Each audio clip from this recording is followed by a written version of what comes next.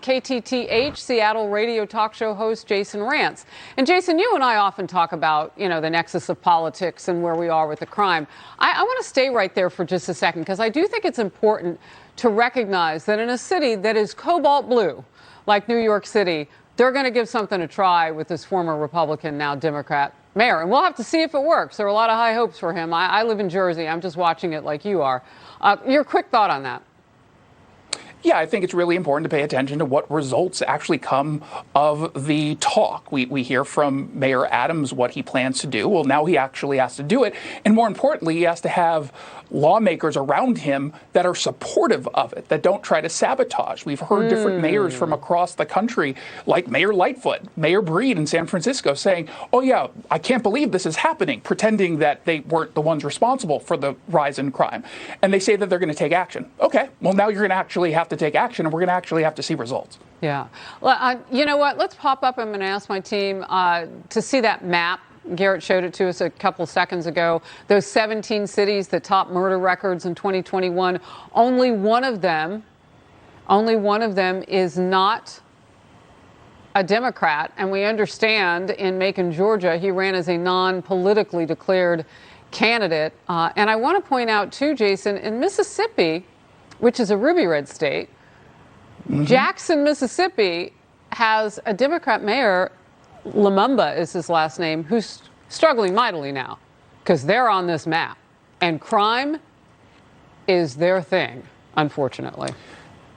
Yeah, and what I think is really important to understand in all of these conversations is that when you look at these deeply blue states, you still have some deeply red counties or cities that don't necessarily have representation in their state legislatures. And so you have seen over the course of the last couple of years, Democrat majorities decide that they're going to change the law statewide that impacts policing, that impacts the criminal justice system.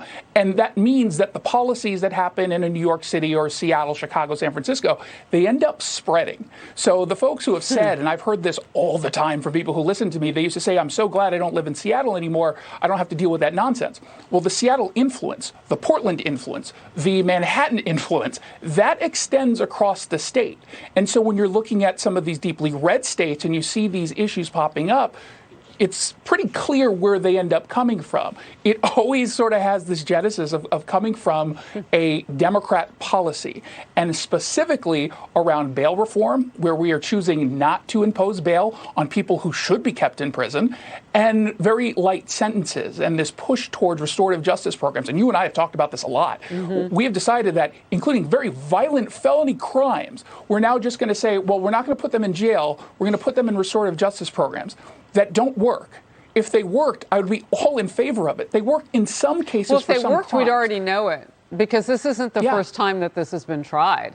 And in Mississippi, Jason, we'll have to see. I mean, Jackson, literally, crime-wise, has blown up.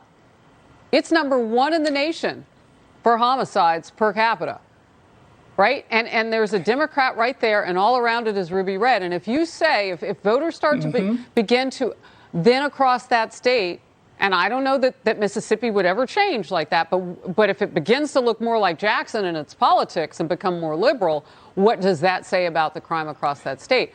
It is something that we'll watch. Here's what I'm watching, too. You wrote an op-ed about a Dem-backed law in Washington state that ultimately allows for softer penalties on things like drive-by shootings in the name of what lawmakers are calling racial equity. First of all, how does that work exactly?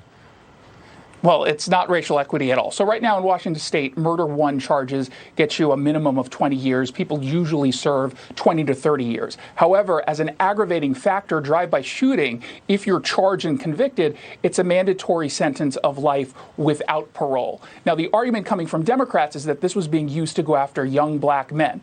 There's no data to back that up whatsoever. In fact, the only data point that the lawmaker behind this has put forward, and her name is Tara Simmons, she's a state senator from Bainbridge. She said that, or Bremerton, excuse me, she said that it was used against one person, one time.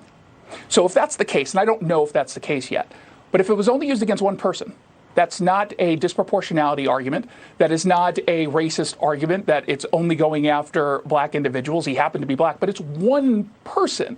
This is an argument that we're not actually using it enough, because as we've seen in Washington State and in so many others, is that we're seeing a surge in drive-by shootings.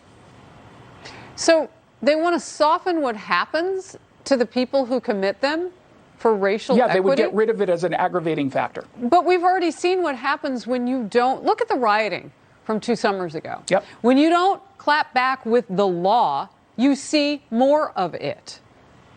Exactly. Wouldn't that be the case in the carjackings and in other types of violent crimes, that if you don't adjudicate them, if you are allowing more of them to happen, then that's exactly what the criminals will do.